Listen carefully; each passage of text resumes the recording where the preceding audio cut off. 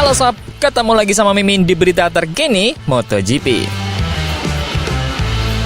Satu yang menjadi sorotan dalam tes kemarin adalah dua pabrikan Eropa ini tak mendapatkan hasil yang maksimal. Sangat berbeda dengan tahun lalu di mana mereka sangat moncer.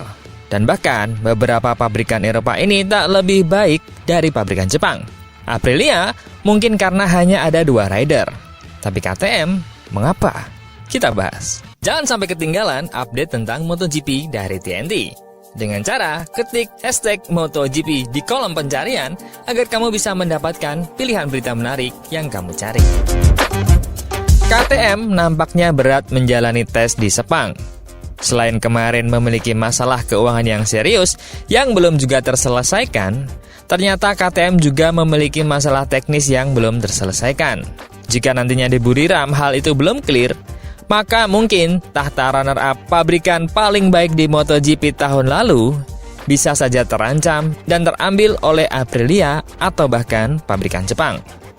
Kita dari sisi pembalap kawakan KTM dulu, Brad Binder.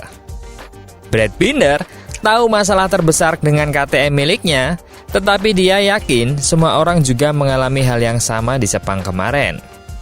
Binder dan KTM tidak mampu mengatasi masalah getaran yang dikeluhkan yang mengganggu mereka sepanjang tahun lalu. Namun, dia juga yakin bahwa rivalnya mengalami hal serupa pada tes resmi MotoGP Sepang kemarin. Binder mengatakan bahwa getaran yang dimilikinya cukup banyak. Tapi dia yakin bahwa Ducati, Aprilia, Honda, dan juga Yamaha juga memiliki masalah yang sama. Ada beberapa sudut pandang yang dimiliki semua orang. Kami bukan satu-satunya. Binder menjadi yang tercepat ke-11 pada hari Jumat di Sepang, dibandingkan dengan rekan setimnya Pedro Acosta yang berada di posisi ke-6. Binder mengatakan, 3 hari ini memang panjang, tapi bukan 3 hari yang buruk. Kami telah melalui banyak hal, banyak konfigurasi yang berbeda. Sekarang, kami memiliki pemahaman lebih baik tentang setiap area sepeda. Tapi, hasilnya tidak sesuai dengan yang saya inginkan. Saya tidak bisa menyelesaikan putaran, itu sulit. Namun secara umum, semuanya baik-baik saja. Kami mulai menemukan arah yang baik.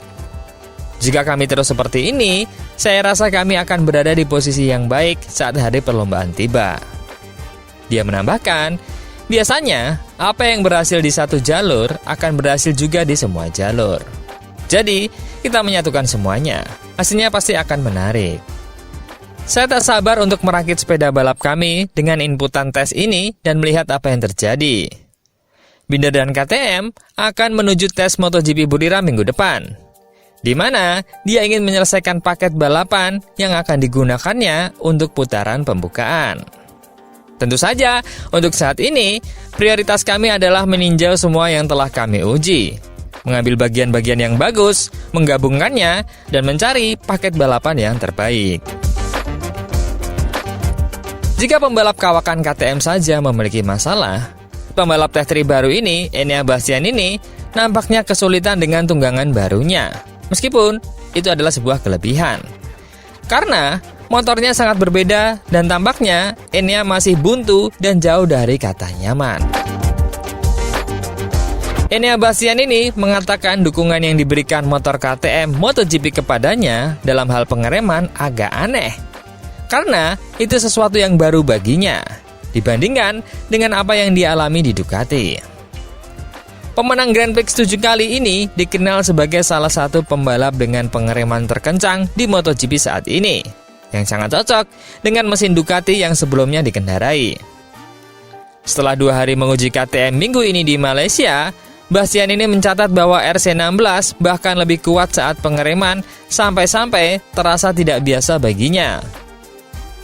Ketika ditanya apa yang paling disukainya dari sepeda motor, dia berkata, yang paling disukai adalah dapat mendorong banyak hal dengan rem. Kadang-kadang saya kehilangan kendali bagian depan dengan motor Ducati.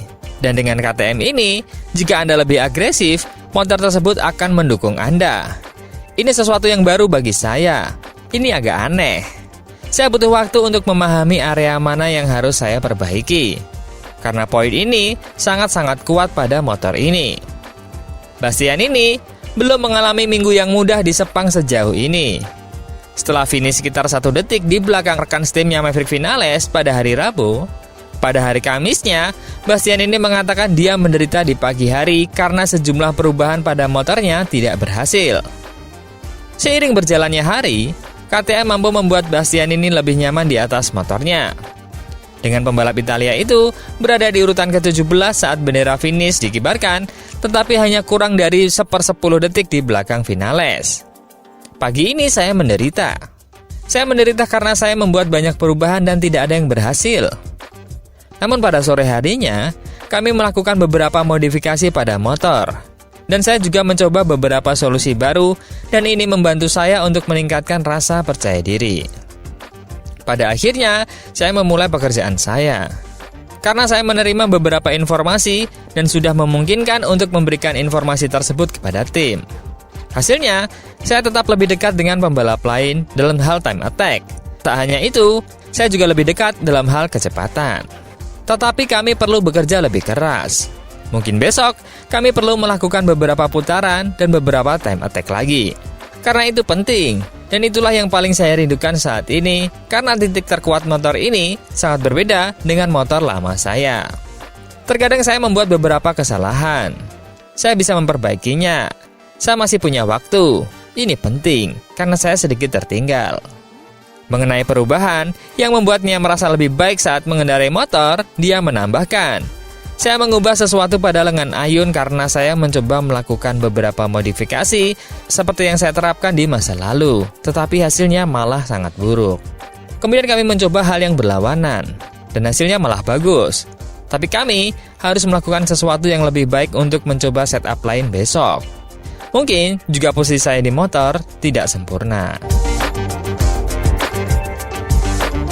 Nah, dengan Enea yang belum tahu pasti mengapa tak nyetel dengan motornya, pasti akan sangat disayangkan jika kita melihat posisi keempat kejuaraan tahun lalu yang sangat kompetitif akan hilang dari pandangan karena dirinya tak bisa maksimal menggunakan KTM barunya. Masih ada harapan di tes Buriram.